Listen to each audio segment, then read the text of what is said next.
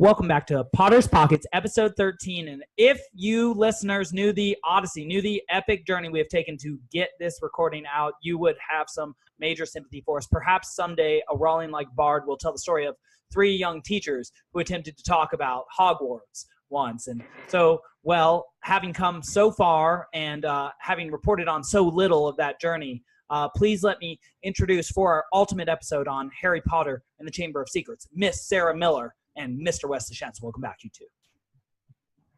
Hey, good to be back. It's great to have y'all.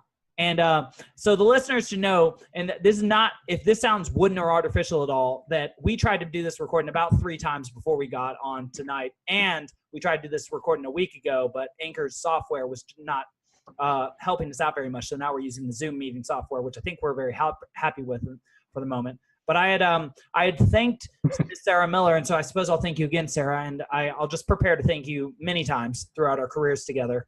I thanked you for the small note, the text you sent me, congratulating me on my 100th episode, and I made a big deal about that in the first recording, saying that, you know, since I don't have teachers or like parents or coaches around me all the time, I don't get a lot of positive reinforcement where people say things like, "You're very smart," as you did, and "You guys sound so smart." And I just really appreciated hearing that from somebody I deeply respect and work with because, you know, as an adult, who plays the role of giver of positive feedback? Teacher, coach, parent? No, it seems more like peer. And so that was like peer review that you gave to us. And even though we don't yet have many listeners, though we have put a lot of work into this, it's just very nice to know that the few listeners that we do have, the few colleagues that we do have, that we esteem so highly, also think highly of us. And so I wanted to say that I really appreciated that.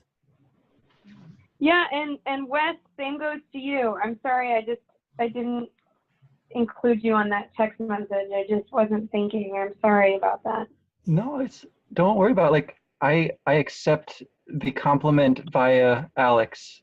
And I return it. And I'm really glad. I'm glad that you're sticking with us on the Harry Potter train here. It's gonna be glorious. Yeah, there's something to be said for the triumvirate. We need the Hermione, we need the Ron, we need the Harry. I mean, I think in this case, it's sort of like kind of like a Cedric or slash a Neville, and sort of a Hermione slash. I don't know who else you identify with, Sarah. Perhaps we could talk about that more as the plot continues to develop. But okay, well, let's jump in today. So we were going to talk about chapters 15, 16. Last time, and then 17, 18 this time. But since we missed last time, we decided just to go ahead and finish the book. And we read Aragog, The Chamber of Secrets, The Heir of Slytherin, and Dobby's Reward. And so where did y'all want to start with today? What was most interesting to you guys? Well, I thought we could go back to Aragog just to kind of take it, because I know that we're going to want to spend some time on the end of the book, which is always really fun. Right. But I don't want to leave Aragog out. His speech was kind of surprising to me reading this time through. The fact that the spiders can speak and apparently speak amongst themselves in like the human language. I found that really interesting since we kind of looked at a little bit how Harry has this very unique ability to speak the monster's language in the case of slithering things, you know.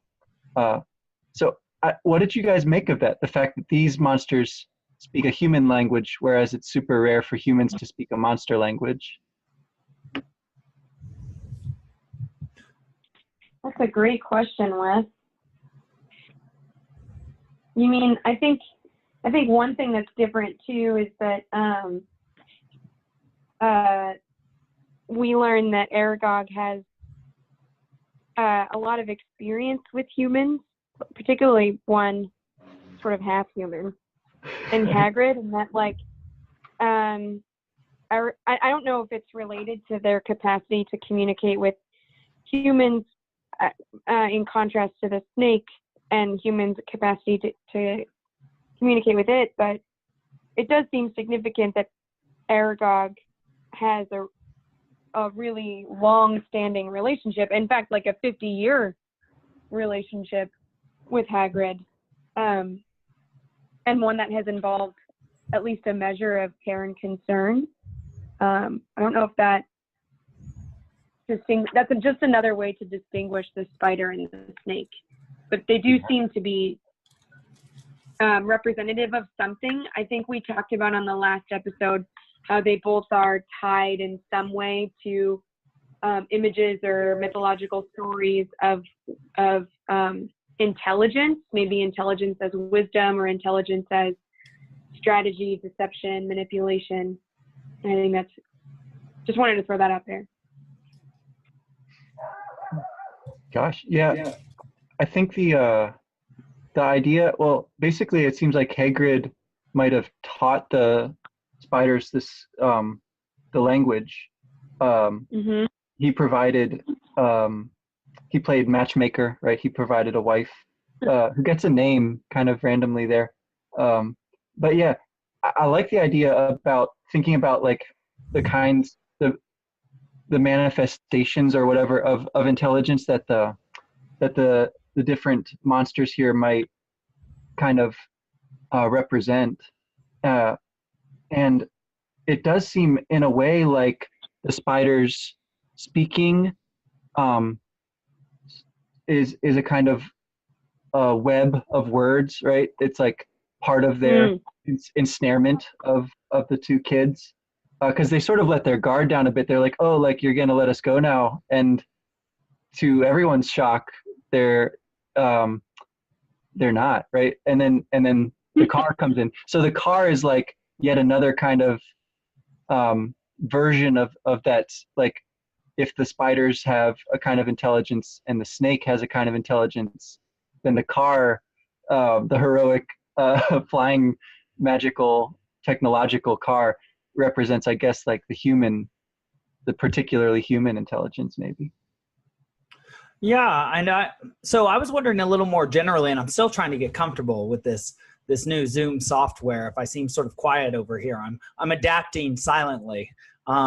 I thought it was very interesting, not only the contrast of 15 and 16, or the juxtaposition rather, of Aragog and the Chamber of Secrets, as well as the notion of the mutual threats of spider and snake as well, because they're both traditionally sort of creepy creatures that we dislike. One that lays webs that we can fall into, and there's a strong mythology behind that, linked back to Arachne and Minerva's contest, and the idea that Minerva is a master weaver, sort of like a weaver of fate, Fortuna.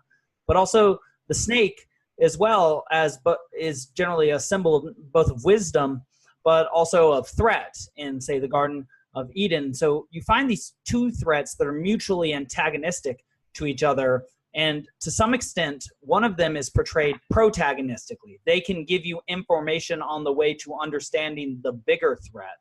And so, sort of how I see the spiders is that it's not so much that they're actually protagonists, so much as if you take the hero's journey to be a set of minor goals on the way to a major goal, they are a step along the path. They have a piece of information necessary to give to the heroes, and it is only because they have that information that they are useful, but they are still a threat almost as big as the basilisk itself. I mean, there are a lot of spiders out in that forest. I'm unclear how big a threat they are, but they're pretty scary, and they're in no way non-threatening, right? They are going to eat Harry and his friends if that enchanted automobile does not show up and save them, sort of this manifestation of the automatic will of the Father or whatever it is. And so, yeah, Wes, what did you think about that question? That question, I mean, truly, I don't like to say the question stumped me, because I usually like to try and think it through, and sometimes the magic happens later than it does in other days. But why do you think that these spiders exhibit signs of the Logos? I'm starting to think I see a glimmer of what's there. But why is it that these threats, these non-human, these bestial, these weaving sort of creatures, are you sort of suggesting, like Miss Flaumenhoft in the Odyssey preceptorial so long ago suggested, that the monsters in the Odyssey were like sort of pre-evolved humans? They were like sort of attempts at making humans by the gods that didn't quite make it. Would you think that the spiders here are sort of like the embodiment of something almost as threatening as, like, say, a malicious human, or a malicious human using a snake, but not quite? Or yeah. I think I think that they have this very interesting like close relationship with Hagrid, uh, and they are not willing to extend that to people who claim to be Hagrid's friends. So I find that loyalty curious. I guess it's like how narrow it is. Okay. Okay. Yeah, I have a question then. Do you think that it reflects Hagrid's general relationship to threat and that which is anomalous? Not only does he often like threatening beasts like Fang and dragons and these giant tarantulas, essentially, but he also lives on the edge of the forbidden forest. That sort of his relationship, as if we take him as sort of a hermetic or divine being or some aspect of Albus Dumbledore, because when Albus Dumbledore disappears, so does Hagrid, and vice versa. Is it that his relationship to threat is that threat cannot hurt him because he is sort of a spirit of the forest, whereas the specific human who has to deal with threat does very much have to deal with the consequences of the threatening anomaly? Am I on the right track at all there?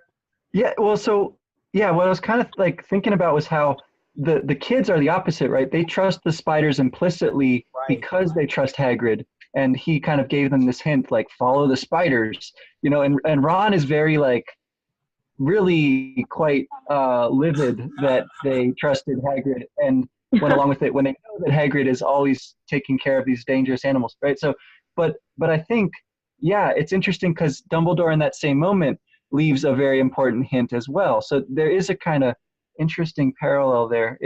There's something there. I don't have the answer to the thing, but I think it's an interesting little. It just jumped out at me, I guess. So yeah. Well, yeah, and just maybe I'll ask Sarah this question. It's just that, once I know what the question is exactly that I'm formulating, it seems as if much of what this book is about is scapegoating. Who is the heir of Slytherin? Who's responsible? And pointing the finger in the wrong direction. It's Malfoy. No, it's Harry Potter. No, it was Hagrid. Actually, well, it looks like we're trying to point at this magical creature, which is very dangerous. And then which is the tarantulas. And then actually it's the basilisk. But no, actually it's the person that opened the Chamber of Secrets and let the basilisk out. No, actually it's this disembodied spirit that represents evil that caught hold of the mind of this person who then let out this serpent that then attempted to kill people. It's as if it's like we're leading up an ontogenetic chain from like things we blame for the problems in life. And at the top of that, the answer seems to be man, that it is the malice of humans that is the most evil thing, even more evil than the ultimate magical predatory beast we can imagine. And we imagine two of them in this book. And so my question, I suppose, would be do you think that's the thrust of this story? Even though it's in a magical world and there's a forbidden forest and there's all sorts of stuff going on that would not happen in this conventional reality, is the buildup that we're moving towards that evil can take possession of someone's mind and then they will find the tools necessary to act as ultimate predators against their fellow people? Well, I certainly think one of the kind of pervasive themes of the book is that even good intent is not sufficient or rather good intent or ill intent is not sufficient for determining someone else's goodness or illness or evil, I guess. I'm thinking particularly like characters like Dobby and Ginny that are powerless and or innocent for one reason or another. Dobby does things that seem evil, but for good intent. Ginny's this very innocent vessel for really evil things. Harry doesn't mean to stick a snake on what's his name, Justin, but everybody thinks that's what he's doing, even if that's the opposite of his intent, and in reality, the opposite of his actions. I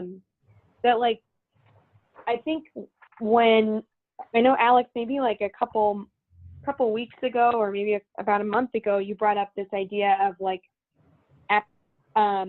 apprehension, but not in the sense of like fear, but how like appearance and how you come to understand something through sight. And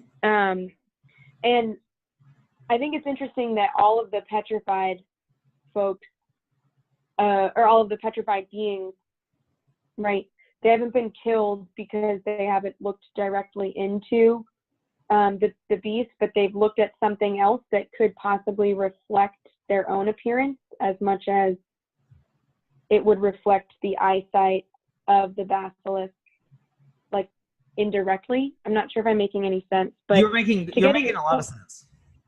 But to get to your question about, you know, is this book about like the evil that human beings are capable of doing to one another, and how do the monsters sort of represent that? I really do think that like think about the characters in this book, not the monsters, but the characters who behave in a snake-like fashion, or the characters who weave a web for someone else to fall into.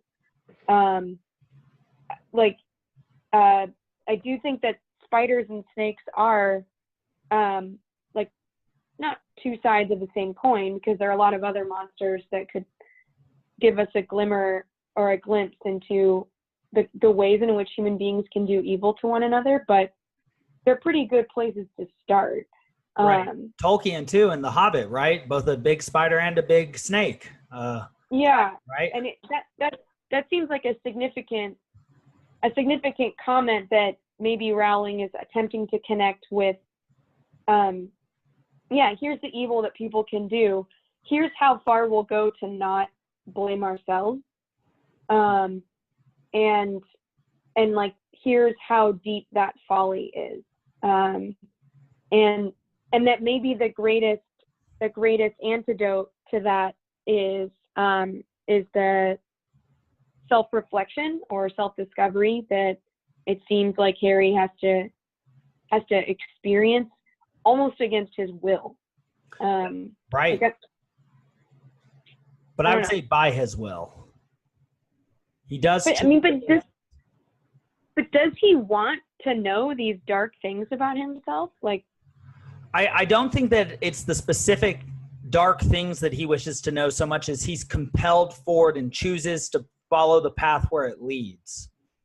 And so he feels a compulsion, but he chooses to act on it regardless of where it's going to lead. I mean, he's even willing to confront Hagrid, right? I mean, I thought that was a major moment where he and Ron were going to go down and talk to Hagrid very maturely and say, we know what you did and we're still your friend. I mean, that's extraordinary that they're willing to be so honest with an individual like that. And I guess if they actually thought that it was Hagrid, then to me, that's an even greater sign about the book, maybe not only treating on the capacities that people have to do evil, but also the ways in which human beings have the capacity to, like through friendship, like ameliorate what other individuals can do to one another. And do that by saying like, listen, you're more than what the worst thing you've ever been or done. You know, that's if they excellent. went to Hagrid, you know, like, cause that, what that means is that the friendship that's being developed, not just between the three, but with all of the other characters, maybe going so far back to things like Harry and Dobby, or Harry and Nick, Nearly Headless Nick, these like unusual friends like the Hobbits and the Ents. Mm-hmm. That something about a friend is what perhaps holds the mirror up for you so that you can come to know the good and the bad. That sounds excellent. And I would ask this question too. It seems as if that's a major difference between Harry as person who takes path of the hero, path of Abel, and Tom Riddle, who takes path of sort of Cain or the evil person, that even though they have very similar skills, what Harry seems to do is be able to transcend the moment in the service of friendship to Hagrid, or loyalty to Dumbledore or in the service of the school. He's always attempting to bring people together, as the phoenix sort of symbolizes in showing back up, or at least how Dumbledore analyzes that connection, saying that the reason that Harry received the sword of Gryffindor is because of his loyalty to Dumbledore, sort of his loyalty to an ideal, or his capacity to unite people as heroes. Whereas Tom Riddle, or Lord Voldemort's specific action in the world, is not only to divide people and to divide people from their own lives, but also to divide his very soul. And so it seems as if what part of the path of the hero is bringing people together in goodwill through one's actions, and having a willingness to be self-sacrificing in order to sort of imbue one's good spirit or heroic spirit into others as a spirit of unity or something like that, because he even unenslaves Dobby, who I know Wes is going to tell us all about. And but I mean, do you think that's one of the fundamental differences? Yeah, Wes. That was to jump ahead a little bit, but the contrasts in this portion are really interesting. So we talked a little bit about like the parallels, Hagrid and Dumbledore, and of course the contrast, Harry and Tom Riddle, but also Harry and Ron, and how they are they're provided with a third member of their party here, kind of accidentally, Lockhart.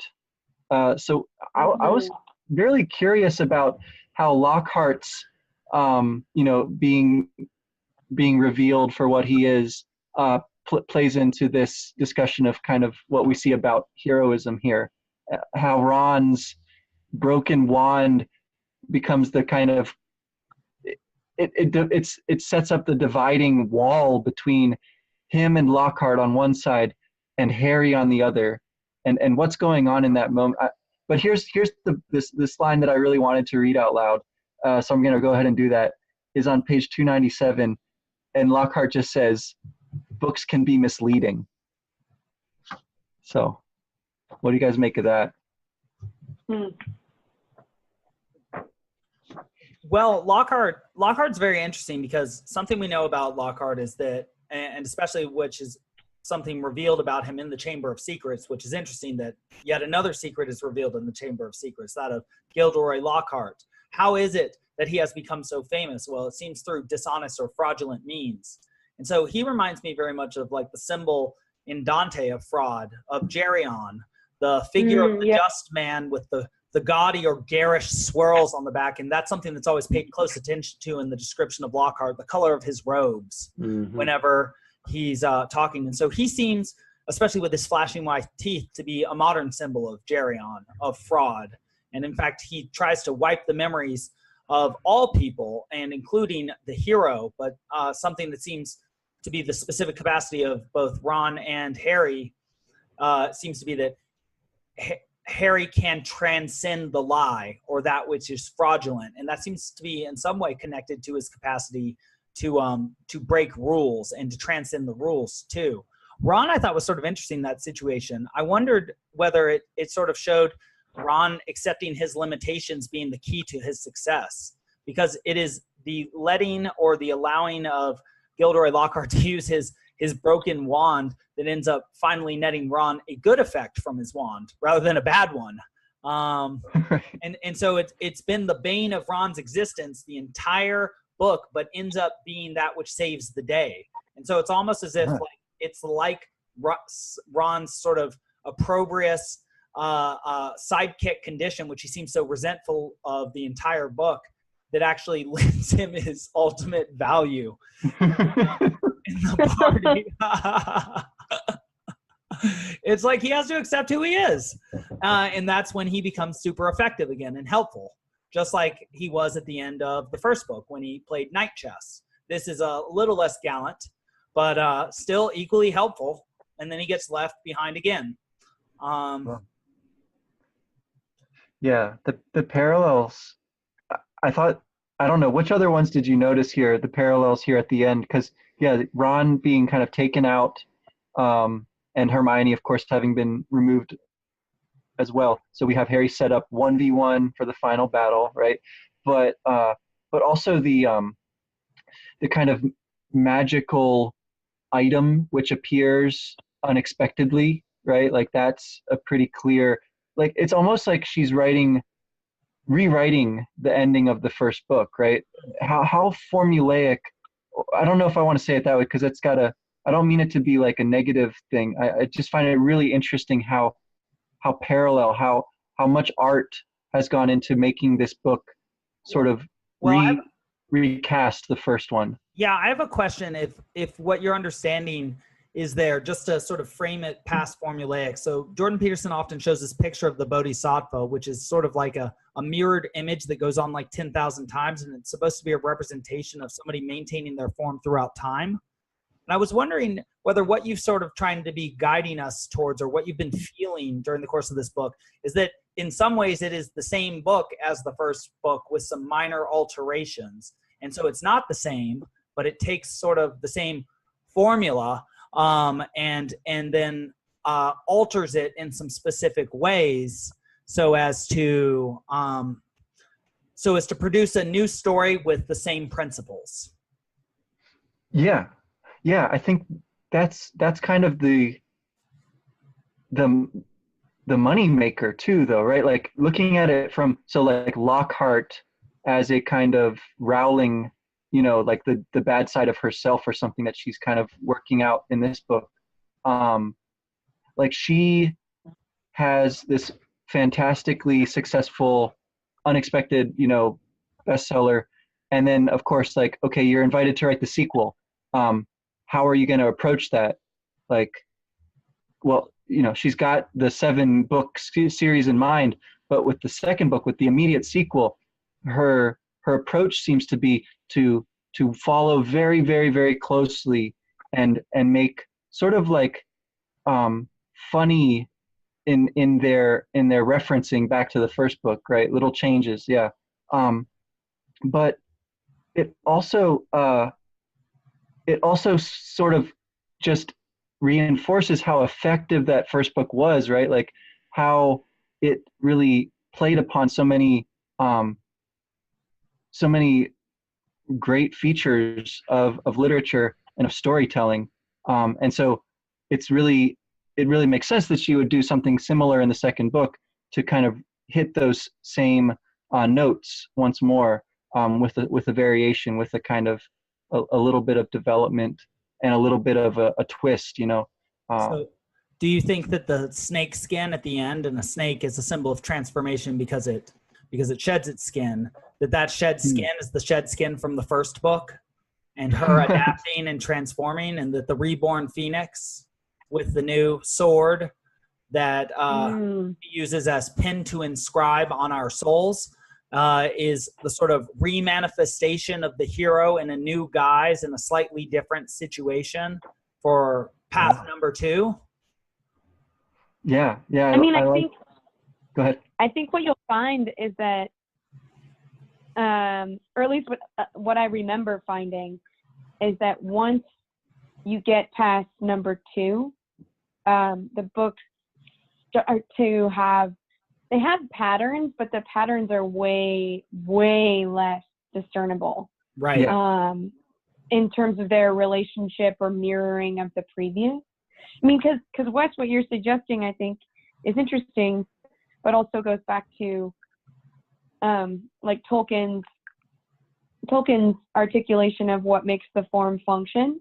And like, I think he would suggest that every story has the same arc if it has the same effect, right? Certainly it has the same like final rising action, climax, and falling action. That it has to have that eucatastrophic moment of like things being darkest, be it,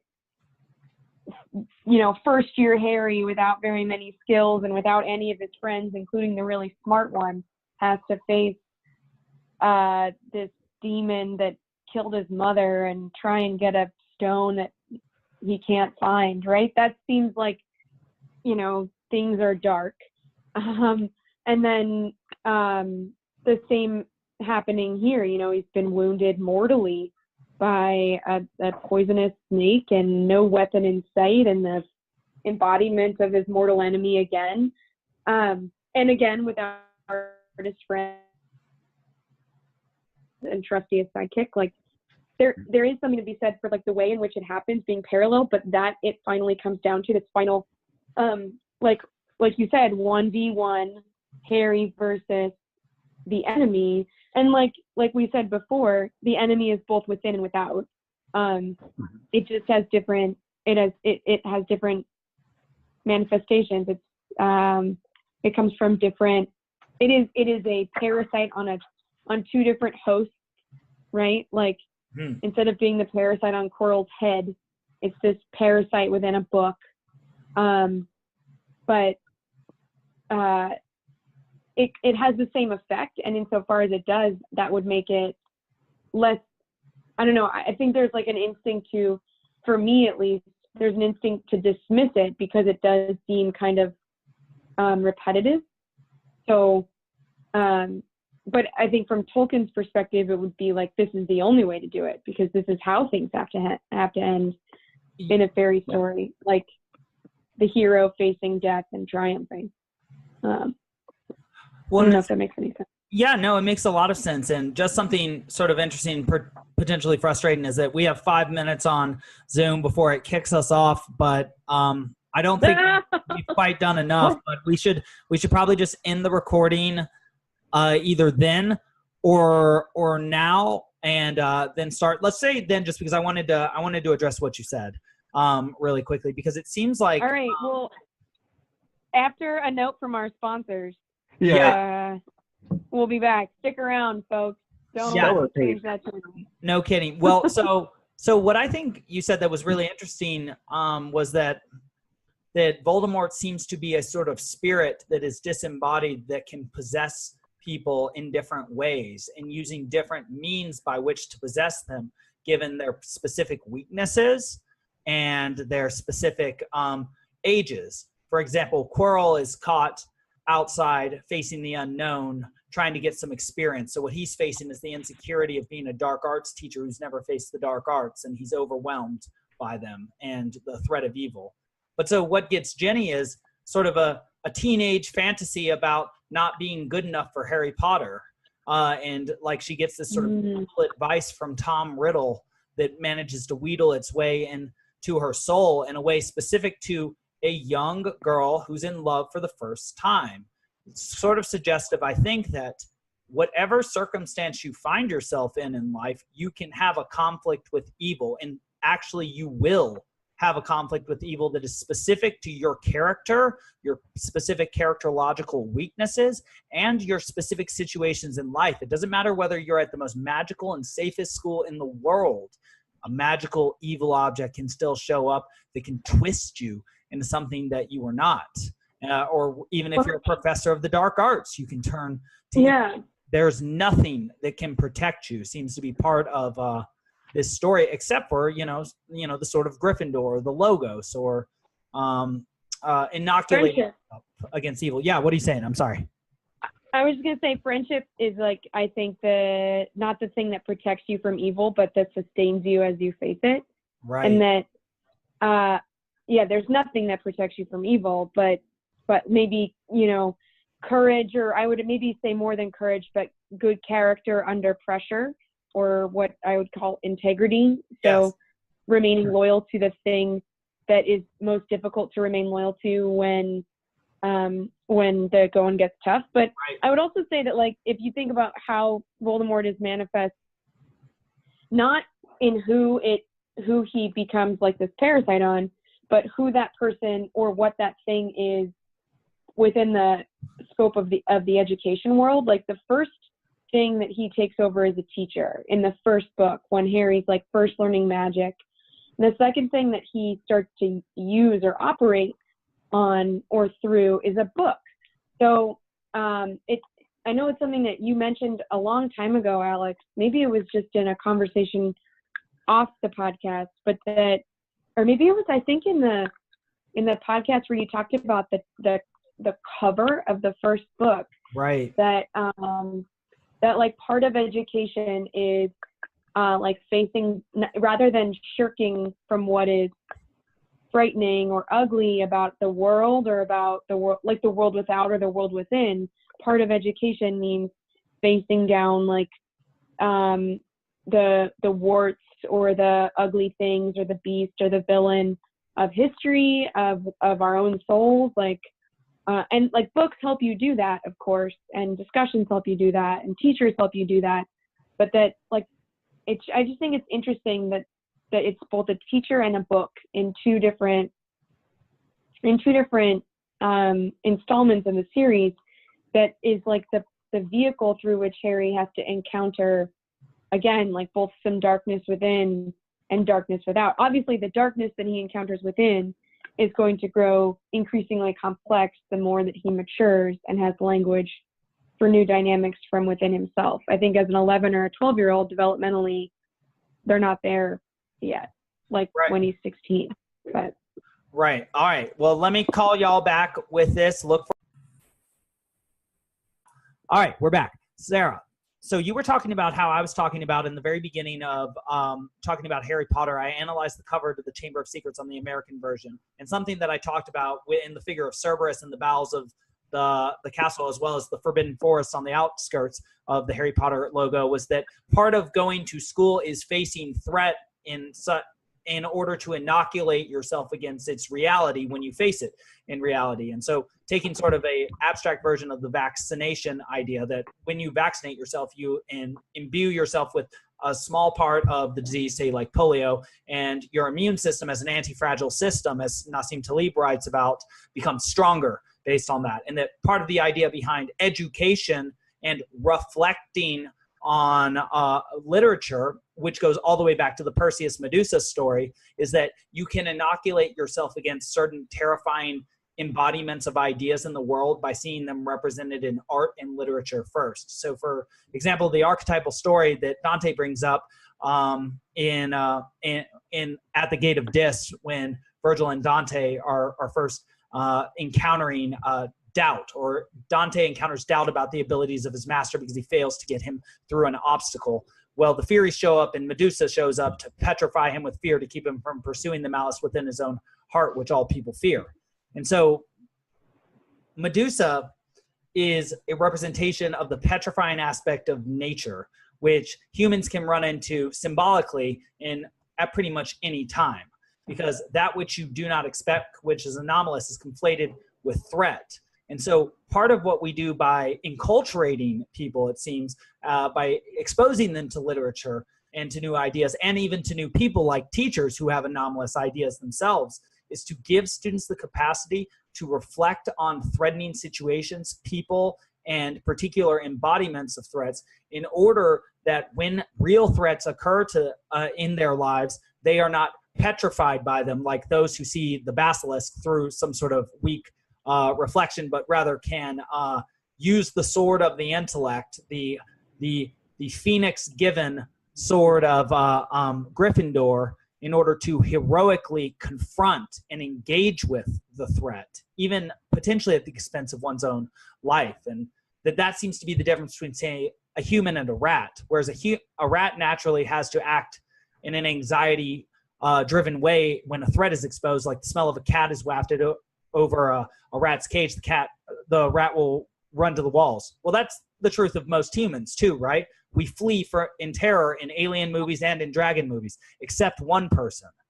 The one person who's the hero or walks the path of the hero, the one person willing to face Medusa even through a reflection, is the person who engages with threat, who actually approaches threat and produces new information and extends known territory for people. It seems like that's the message of this text, or one of the messages of it and of education, that you are the thing that is strong enough to produce new information through an encounter with that which is truly threatening, which most people in the world at most times ever would run away from. And that seems to be what Harry is doing when he encounters a basilisk, for God's sake. I mean, when he went against a troll, he was overmatched. When he went against Aragog, he was totally overmatched. Going against a basilisk controlled by an older prefect stud boy who is the Prince of Darkness, essentially? No way. Right. So out of his depth. Big Lebowski, you're out of your depth, Donnie. And yet still, because of the faith he inspires or because of the loyalty that he is imbued with, there's just something about him taking that path makes it so that he is successful over darkness, even though he has no business doing it. Yeah, I know that was a lot, but talking about the Medusa symbolism, I literally lectured on that today in my Dante course. So I was super hyped up on that. I'm so glad that you brought that up, Sarah. It could not have been a better sort of setup. But I guess, is any of that on base, Wes / Sarah? Yeah. I think the idea of petrification and how it is related to losing faith in the people that you sort of trusted, right? And then the ways that you break out of that petrification once it threatens you are all really, really interesting with respect to what's going on here at the end of the book. Right. So like we said, like Dumbledore's off the stage, Hagrid's been taken to prison. We don't know how bad that is yet, but we'll find out, how horrible that is. And in this confrontation where Harry is finally face to face with Tom Riddle, he doesn't even realize at first that he shouldn't trust this spooky, ghostly kid, right? Like, it takes him quite a while to kind of put it together that this person is not his friend, and that's a kind of petrification too. I think it's almost comical, right? Because when the basilisk itself comes out, Harry's instincts are good. He closes his eyes so as not to see it, but then he's just running around blindly, and Tom Riddle is just kind of in stitches about it all, and so it takes something that's quite as far beyond Harry and Tom as Tom is from Harry, right? This a Deus Ex Machina thing coming in to kind of restore the balance and allow him to actually confront the evil rather than being paralyzed by it, blinded by it, or what have you. And that's interesting, because it is precisely when the basilisk is blinded itself that Tom Riddle starts to reveal just how malicious he truly is, that he shows his true nature. So while Harry is running around blindly like the hero, he's an object of derision. But the moment that Tom Riddle finds himself in a similar sort of situation, he rather than reacting with sort of like, I don't know, the eagerness and joy of the hero, shows the cold malice of the Cain-like antagonist. Yeah. That he cannot deal with the situation in the same way that Harry does, because he is on a very different path from Harry. The book itself, what did y'all, so Sarah, you were saying something about the nature of the book earlier that I thought was very interesting, that I'm not sure that I fully comprehended. And I think you made a connection between the fact that the threat in the second book is a book, and there was a threat in some sort of similar way in the first book. Was that right? I'm sorry. I might not have caught that fully. Yeah, I mean, I guess it's not a textbook or anything, though it was disguised among textbooks. Just that it's a piece of leather and paper that you put ink on.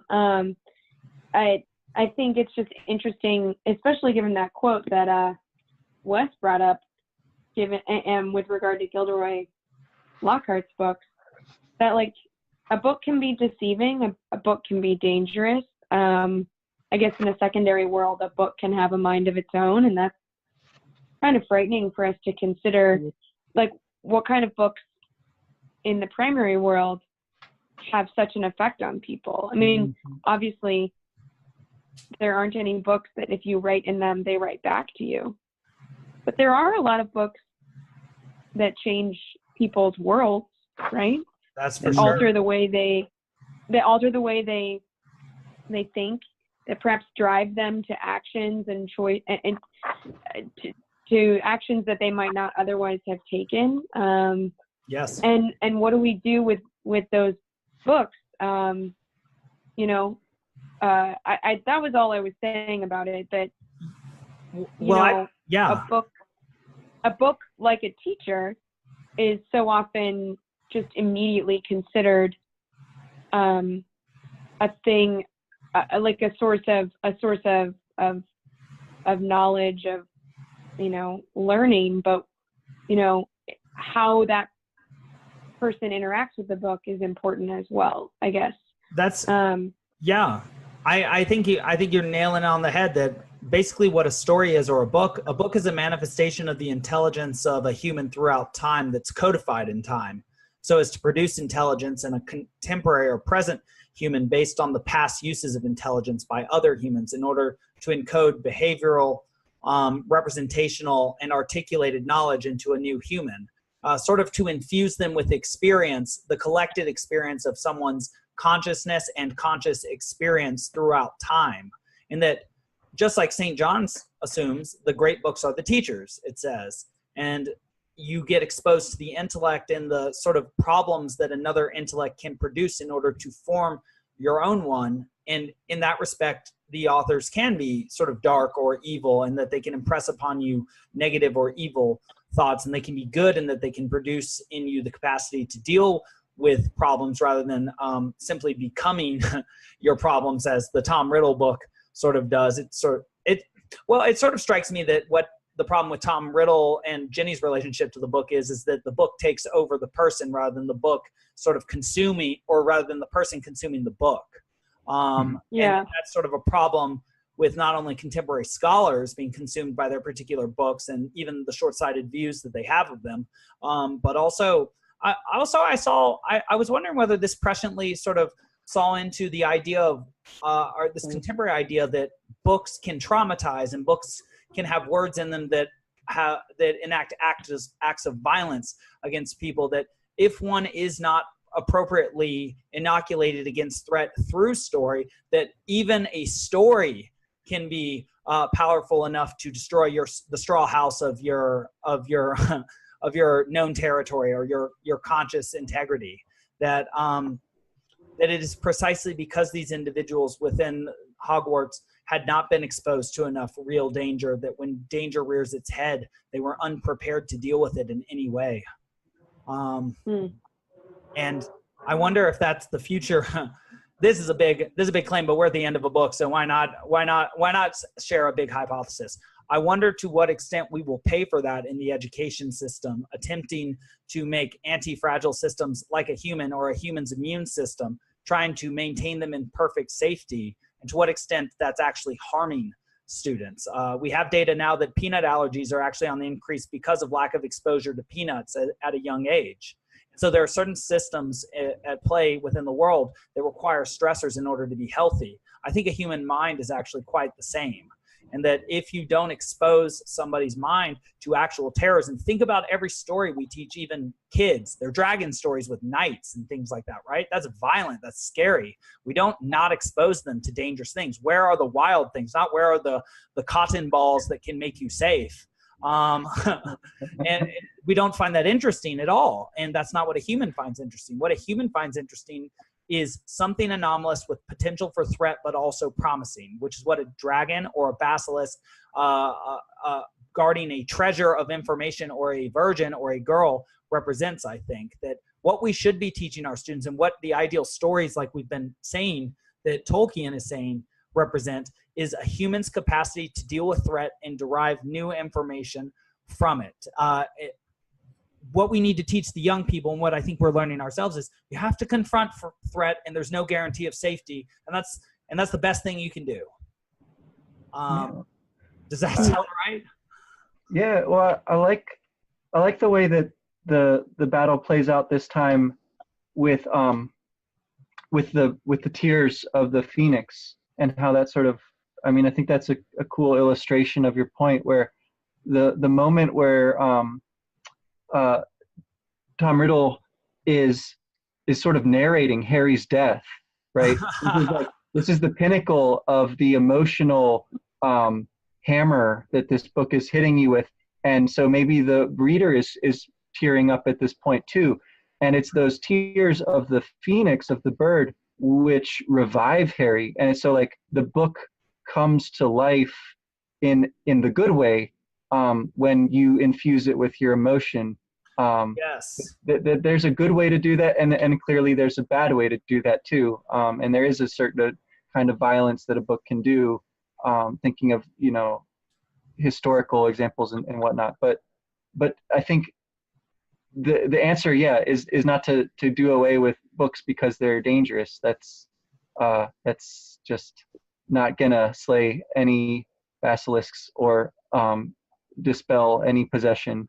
Well, and the basilisk will keep coming, and the weaker we get, the more a garden snake will be a basilisk. But I also wondered, are the phoenix tears cried on Harry's arm that revive him? You said that that's sort of the goodwill. Is that also the loyalty of the readers of Rowling, who because of their continued shared interest in Harry Potter, make it so that he can be continually revived, like the snake shedding its skin, or the phoenix rising from its ashes over and over again?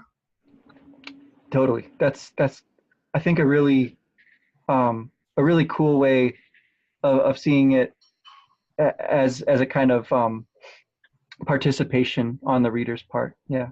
When I think that's also sort of the key to being a hero, right? Because that doesn't leave us as the audience just watching the hero. That means that what it takes for heroes to manifest in the world is a participation on our part. It's sort of almost platonic in that respect, that if you're looking for the heroes, and this goes back to our original thesis for this very podcast, right, Wes?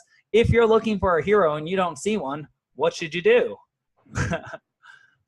Well, try and embody it. Try and shed your own current skin, and try and grab the tail of the phoenix, as Harry is doing on the front of this Chamber of Secrets. I'm definitely going to do a lecture on this cover. I've been wanting to for a while now. All these symbols of threat, these snakes everywhere. Right. Well, I think I was just gonna jump in and say, I think in response to something Wes was saying about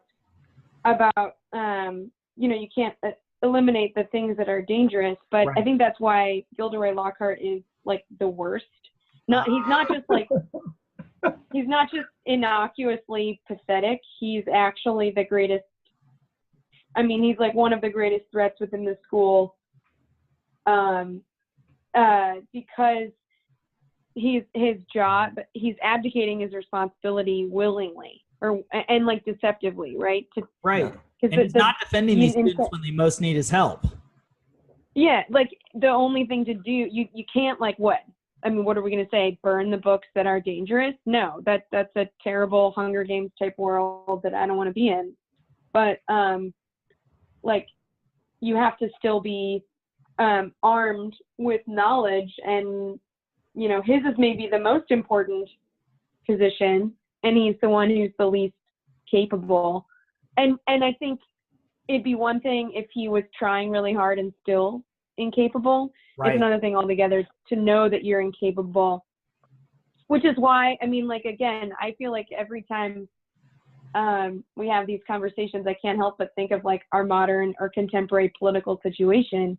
But it's why people, I think, like Alex Jones are, and I'm gonna say it, I don't care who disagrees with me. It's why I think that they are literally tearing at the fabric of democratic society, and they're just taking delight in burning it, because they know that what they peddle is a lie, but they don't care, and they take delight or pleasure or profit in peddling it, right?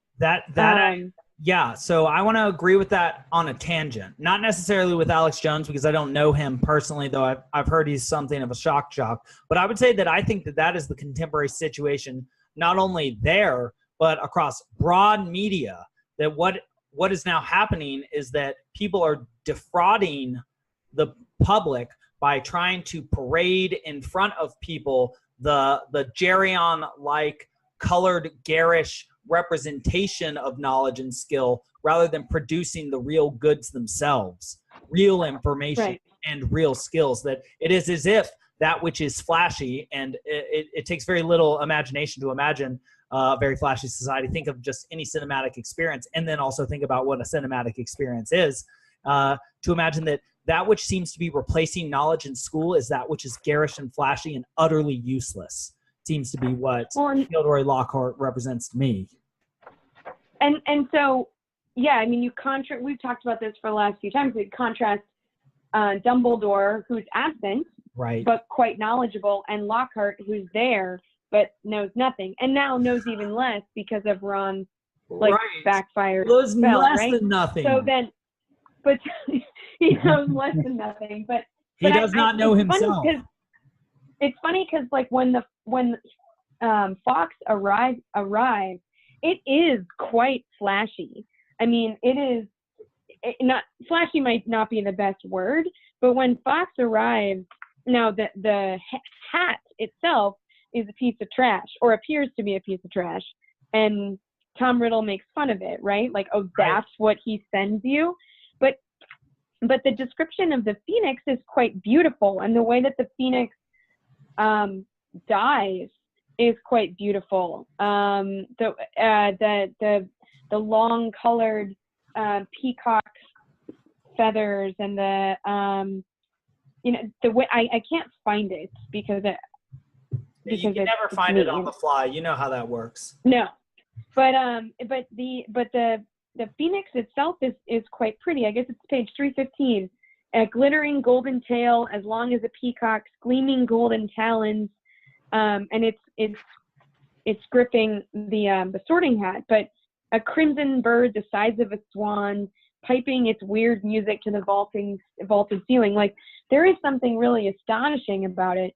So and then in the end, when they fly out clinging to it, this thing that's beautiful and strange and mystic and mysterious and spiritual even, and self-sacrificial, they cling to this gift of Dumbledore, who's absent but wise.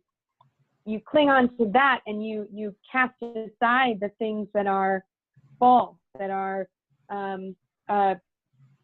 representations of false prophets, or deceit, like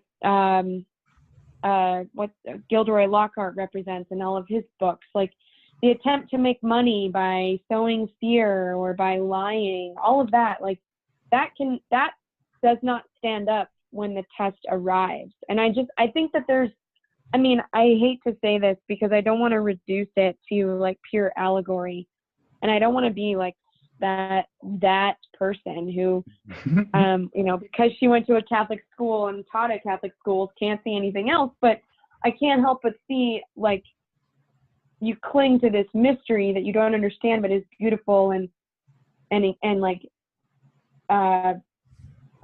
bewitching, for lack of a better term, and it leads you out of these places of darkness where the false and the manipulative and the deceptive and the divisive do not win. I guess I can't help but see it as Christological at the end. I mean, particularly at the end, like, and if Fawkes really is this beautiful, oddly weak yet oddly powerful, easily killed, easily regenerated being, then then Fawkes crying for Harry, those tears to me are righteous and are supposed to be the lesson. Like, that's what you should follow. I don't know if that makes any sense. Yeah, and just to maybe put it in even broader terms, look, it sounded almost as if you were dictating the cover, which I'm staring at as you say that, because what it strikes me as is you've hit like one of the broadest themes of the text and perhaps the series, mm-hmm. which is the conflict between Gryffindor and Slytherin as manifested on this cover. You have you have Fawkes, which is crimson and gold like Gryffindor, and is representation of Dumbledore, who is I didn't even think about that. Who is himself a transfiguration teacher, we learn, not Defense Against the Dark Arts.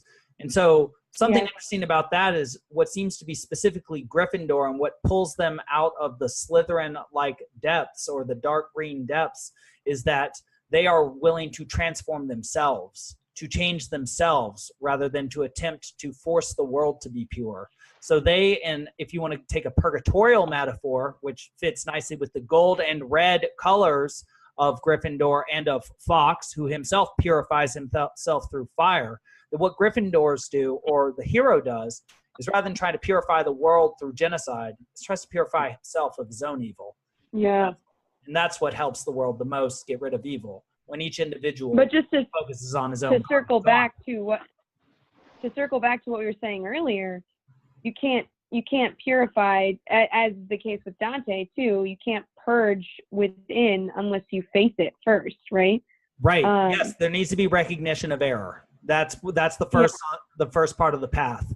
Right. You have to face the pain of having made an error, of your own sin. I think that's even in Star Wars why Luke, when he goes to Dagobah where Yoda is, and he goes into this cave and he sees Darth Vader and he tries to strike him with the lightsaber, why he fails that task is because that is his projection of evil. That is his evil that he sees in the world. He needs to integrate that. He needs to recognize that that's part of him. And so, yes, absolutely. You can't just know that you have evil in you. You need to see the specific instances, and you have to chew on that, I would say. Right. Yeah. It's not a simple or easy matter. If it were, everybody would be enlightened, says Peterson, or the Jungians. It's like, yeah, of course, if it were easy. No, you have to face some real snakes. And it turns out the snakes are in you these days. Or in our books, and thus in us. And thus we have to learn how to deal with them with some, hopefully we have a sword that comes out of an ugly hat. Wes, did you think, I'm just toying with this, is the hat sort of like the Shakespearean quote that all the world's a stage, and during our time we play many roles, that one receives the sword of the hero when one wears the hero hat? That it is identifying with the way or the path of life that's most important, rather than one's congealed identity as one thinks of oneself as pure blood or mud blood or whatever. Yeah, I think it's a kind of symbol of Hogwarts too, right? It's the ritual of becoming a part of the school and being connected to an existing group of people there, and so in a strange way, it's another reset from book one, right? We missed the Sorting Hat scene in this book, right? Because we were busy with the Whomping Willow, but here we kind of get it at the end of the story instead. And as far as Dumbledore's sort of explanation of that, right? At the very end, he kind of talks Harry through his lingering doubts about that. Trying to find it now. Yeah. About Harry being in Gryffindor. Yeah. The Sorting Hat placed you in Gryffindor because I asked not to go in Slytherin, right? So he chose ultimately. Yeah. So, sorry, go on. So I think I might have caused that awful sound, but what it seems like you're emphasizing is the biggest difference between the Gryffindor and the Slytherin, between the hero and the enemy, is choice. Mm-hmm. Yeah. And that's I think something that... Oh, no, go for it. Sorry. No, it's fantastic because he doesn't even realize what the sword is until after that moment, right? I think check the signature, buddy.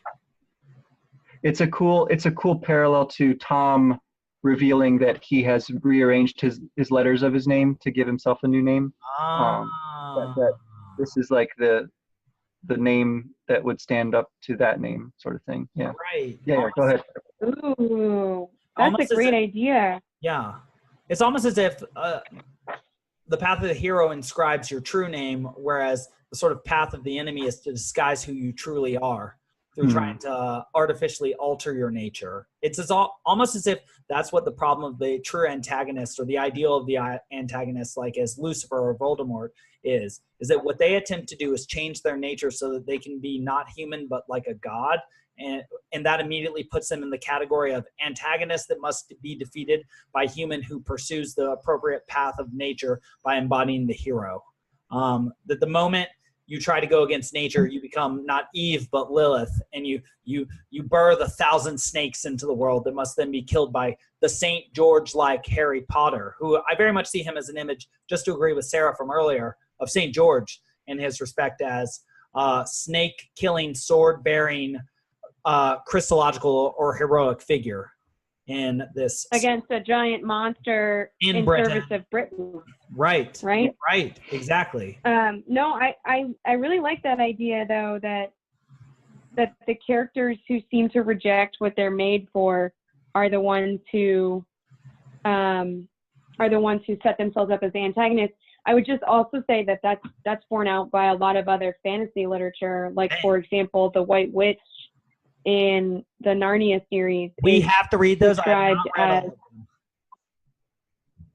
okay, so she's described as being able to look like a human, but she's not. She's a descendant of Lilith, actually, and one of her greatest powers is to petrify, to turn things to stone. And her other power is to conjure things from thin air. So like to create unnatural food that has an unnatural, to fabricate, and then to also change her appearance and to be deceptive. And I would say that like that's something also that like Saruman from the Lord of the Rings is known for, is having a deceptive or a tempting voice, sowing division and fear, and then doing that which they are not made for, like the rejection of one's own nature. I think is really important. But I just wanted to go back to that thing that Wes brought up about the hat and choices, because like I do think that is kind of part of what separates. That's also what separates Gryffindor from Slytherin, is that like it's not as though any one of them is like on this collision course where they have no free will, but that it, and it's something that Dumbledore says over and over and over again, that it is our choices that define us, not what. So it's an odd paradox, right? That like it's not necessarily your nature that defines you. Like our nature is to be both light and dark, to have strengths and weaknesses, to have temptations, and it's like in your nature to be like to have that potential for ill, but that your choice is what matters, I guess. I think it's an interesting paradox that like your nature doesn't define you. How you were born isn't who you'll be, except on the other hand, how you're born is also what you have to be, right? Well, it's almost like you're either producing the snakes or you're cutting the snakes away. And those are the paths. And that you do have a choice, but the paths are not infinite, as maybe we suggest these days, but that in reality, there are two paths. You're either Lilith or you're Eve, or you're either the Abel or you're Cain, or you're Lucifer or you're Christ, or you're the hero or you're the antagonist. And I don't mean to be reductive by that, but I think that that's just a very broad way of categorizing. You're either helping with the problem or you're helping to produce the problem.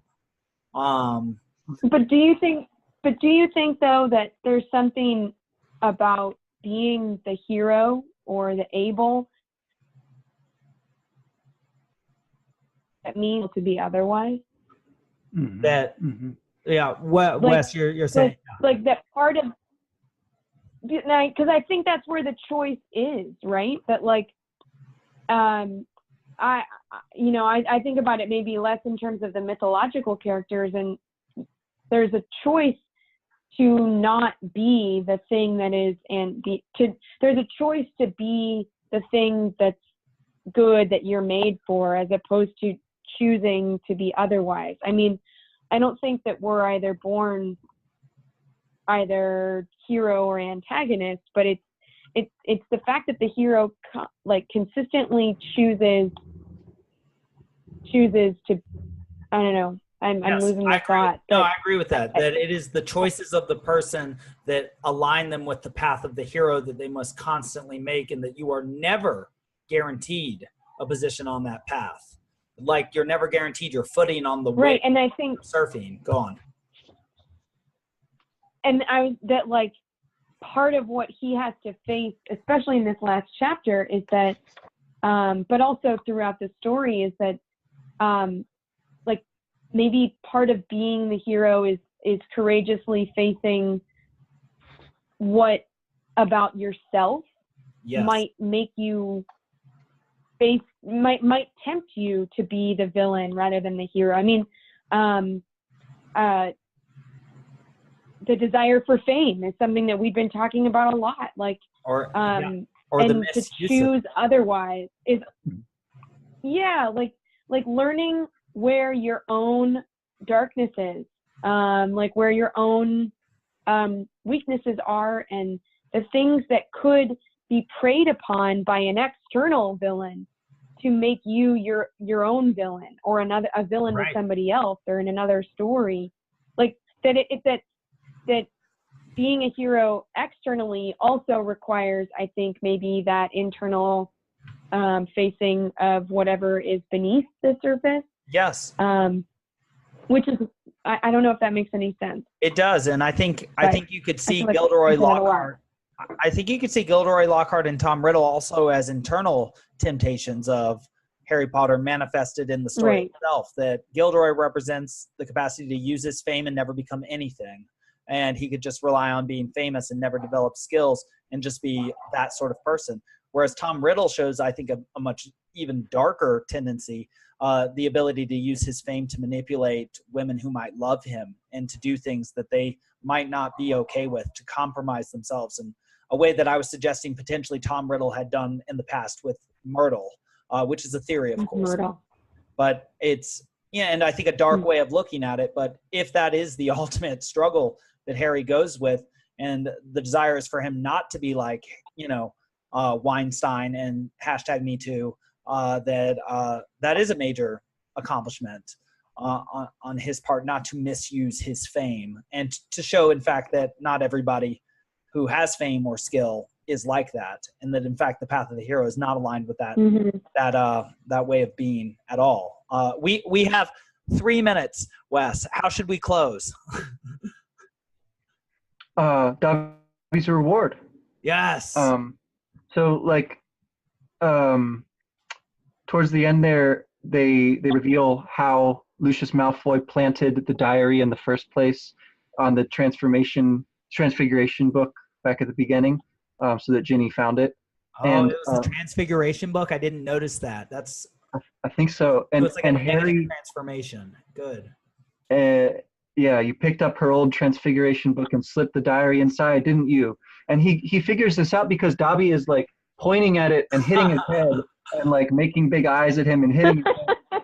And so then Harry, I guess, makes the further leap and says, oh wait, I can do that back at him. I can take this broken open diary, put it in this dirty sock of mine, and hand it to him, and then he will find the diary and discard the sock, and Dobby will catch the sock, and Dobby will be free. So it's like Harry, does the sort of comical one-upsmanship there at the end. But it's really moving. Like, I don't know about you guys, but I was more moved by Dobby's freedom than by Harry's being revived by the Phoenix this time around. I just think Dobby's he's such a cute character. I just love it. And I love that that's how the book ends, right? Like this one loose end gets tied up here, and then we can properly go home to the Muggle world. Well, it's just like Dobby is like the Harry Potter of the second book, because right before he gets freed, he's getting kicked around, and we can literally hear, or